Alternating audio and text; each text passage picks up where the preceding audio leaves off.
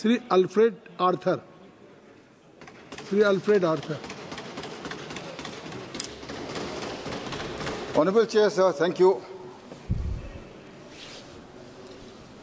This opportunity that my party has given me to participate on behalf of my state in the discussion for the budget of Manipur as well as the supplementary grants for 2024-25. At the outset, I would like to say when I first stepped into this hall of democracy, I swore an oath that I would bear true faith and allegiance to the Constitution of India as per law established. This is the same note that I used. Today I would like to point out to this August House that the state of Manipur has one law that is enshrined in this Constitution. One law, one article. This is Article 371C. I will read this out. Notwithstanding anything in this Constitution, the state of Manipur provide the President may, by order made with respect to the state of Manipur, provide for the constitution and functions of a committee of the Legislative Assembly of the state, consisting of members of that state, assembly elected from the hill areas of that state, and for the modifications to be made in the rules of business of the government and in the rules of procedure of the Legislative Assembly of the state, and for any special responsibility of the governor in order to secure the proper functioning of such committee. That is the constitutional provision, sir. As per that, on the 20th of June, 1972, a presidential proclamation by none other than the President of this nation, President V.V. Giri, issued a notification. This notification is very clear, sir. Again, there are many paragraphs, many schedules. Out of that, I would like to quote what is relevant to the budget. Before any 5-year plans or annual plans of the state are finalized by the government of the state, proposals in this behalf which shall show separately the plan schemes proposed to be taken up in the hill areas and the rest of the state shall be placed before the committee, and the views of the committee shall be taken into account before the plans are finalized. Mr. Chair, sir, I have believed in this nation, in the Constitution. I am very certain that this House too believes in that. We have already bypassed the Constitution. When you, in the budget, this is the budget, it is in the members' portal, I've had it printed out. For the first time, I am seeing 8 different forms of presentations. Normally, I have been in the state legislature, that is why I am saying. This is the second budget session that I am participating in this parliament. Chairman, sir, it is a very simple document. Demand for grants, for discussion. Why have you made it so complicated? What does the law of this nation say? It is very clear. So that disproportionate assets are not created between the hills and the valley. Hills, 95% or 98% are occupied by the tribals in Manipur. Speaker, sir, Chair, sir, when disproportionately assets are created, problems have to occur. It is my duty to bring forth before this August House if there are any anomalies, so that going forth, the paths will be straightened out. Mr. Chair, sir, in the fall of 2021, which is somewhere around from August to October, we have had the privilege of calling on the Honourable President, who was Mr. Ramnath Kovind, the Honourable Home Minister, who was then also Mr. Amit Shah, the Law Minister of the nation, who is the Parliamentary Affairs Minister today, and on behalf of the Honourable Prime Minister, we met Mr. G. Kishan Reddy ji. We placed before them the problems that are being faced in the state of Manipur with regard to administration of the hills. I was very, very certain, as part of that delegation, it was a full delegation of the Hill Areas Committee, when we met all our esteemed leaders of this nation, we were assured that all our grievances would be looked into. I never, ever in my life felt that though the state of Manipur may have made it a nominal provision, I never expected that the Union of India today, when we are at a position or in a position to ensure that the legislation of business with regard to the budget of Manipur is clearly as by law established, we have not yet adhered to that, Mr. Chair, sir. When you go into the budget,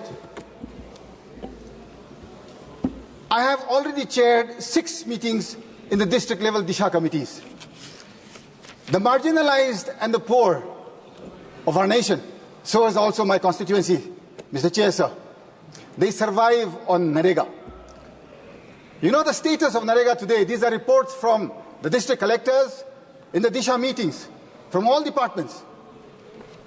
2023-24 Narega ka material component 50% has not been released. 24-25 nothing has been released, and the man-days that are being given there are 25 man-days in a year. The budget, there is no increase this time from the union again.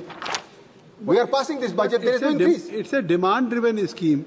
Sir, I agree. I know of this scheme, sir. So state they are being given a target because state matching share if the state does not give.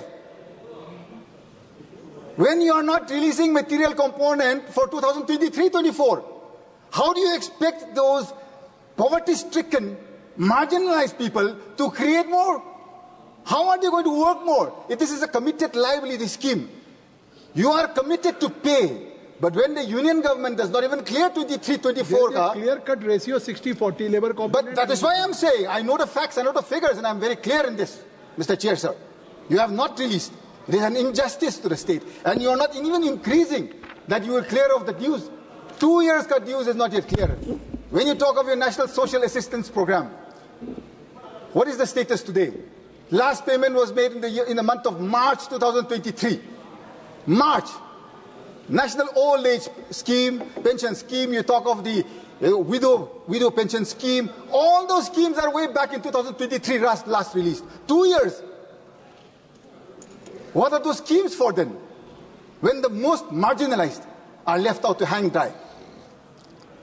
I have not seen the budget reflected that they will pay off. I have not seen. Nothing is given here. You talk of all of the centrally sponsored schemes. You go scheme by scheme, program by program, and you'll understand that it is the same replica of what has been happening always. Mr. Chair, sir, the nation needs to grow. Manipur is the lowest per capita income generating state in the nation. In the nation, I repeat. Why is this? Why is this that the Niti Aayog, or be it the Planning Commission at one point in time, or the state government, today the central government, why is it that you have not made sure that course corrections have been made so that we also increase our GSDP? You are not focusing in the core areas. Agriculture budget, there is no increase. Horticulture, there is no increase. The hills are redundant today. There is no income. 90% of the state of Manipur is hills. Lush green hills. We are an agrarian society which survives, and we have been adapting to change because our forefathers have taught us what it is to survive through agriculture. There is no scope for growth. Where do we sustain? Depending on Narega. And Narega, that also you don't even release. Central government not releasing, state government not formulating the actual plans that will be required for inclusive growth. You go into the figures, it's a dismal figure, sir. I today want to challenge the Honorable Finance Minister. So also the Transport Minister. I would like him to come and see, forget about Mumbai-Delhi highway, where you can spend 50,000 crores. I have no problem. It is my nation. We have to grow. Come to my constituency, which is about 20,000 square kilometers. I will show him the sort of roads that his ministry is making. And you will say that these are the roads that you're providing, citizens of this nation? Are you actually serious? That budgets are being provided? This time when I had spoken to NHADCL officials in the Disha committee meeting, what did they say? They said that work orders are issued before land is acquired. But before land acquisition process is, completed, you start issuing work orders. Are we a society that is built for contractual basis, or is it for a delivery, a chain of delivery for the common man? Today there is no delivery. There is nothing. Look, talk of your JJM scheme. I'm sure the Honourable Finance Minister will come back later and say, JJM ye kiya hai, PMGSY ye kiya hai, PMJVK ye kiya hai. You're going to say many things that you have done, and I will refute each one. I know I will not get a chance to rebut the Honourable Finance Minister, but I am preempting her reply. And I will say very clearly today that every single thing that she says today is only on paper, and I challenge this House, the sanctity of this House, without damaging its integrity.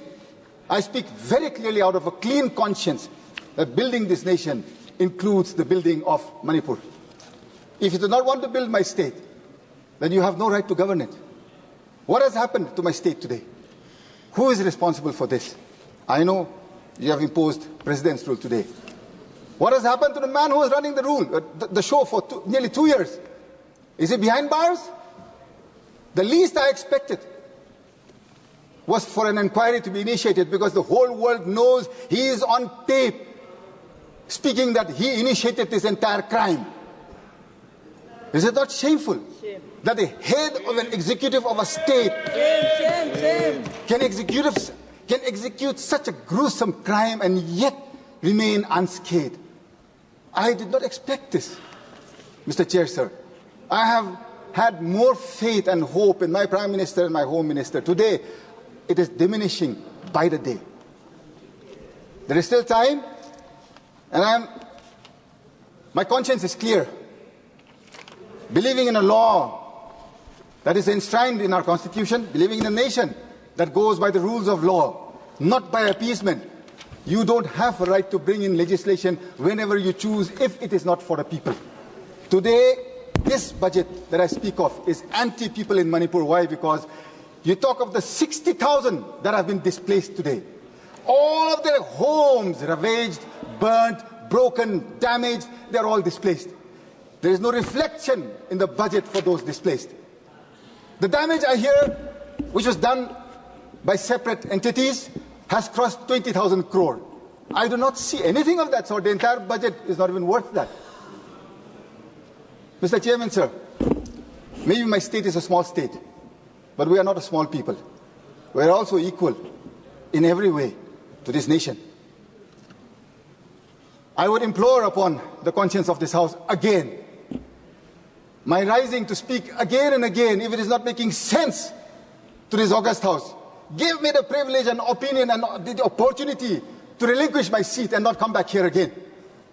Coming here and speaking again and again and not being heard and not being executed at ground level. Do you know how painful that is to go back home to an empty home, to people in the streets who don't have any place to go to? And today you bring in a budget that does not address a single part of those affected today. Shame. Shame, shame. Shame, shame. I wonder. My blame was solely on one person in the state. I had concentrated everything there. I had hoped for more from the leadership of my nation.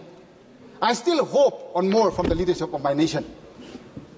Mr. Chair, sir, before I close, this Constitution is sacred to each member here in this august House. I need not remind anybody. I have quoted the rule of law. It is a point of order that cannot be bypassed. The budget has to clearly say, this is a notification of the Ministry of Home Affairs. Today the state is being run by the Ministry of Home Affairs. I am closing, Mr. Chair, sir. The Hill-Valley section separation is mandatory. There is no separation of that. How would we know which is going to hills, which is going to valley? Nobody would know anything. And for that reason, I would request the Honourable Finance Minister to put this off, bring in the actual budget and the demands for grants so that we can go into the discussion of what is going into the hills and into the valley, and a little bit of the pain and hardships that the state is going through. I wish and I hope and I pray that this House together we can solve. Thank you, Mr. Chair, sir. Thank you for giving me time. Thank you very much, Mr. Alfred Arthur.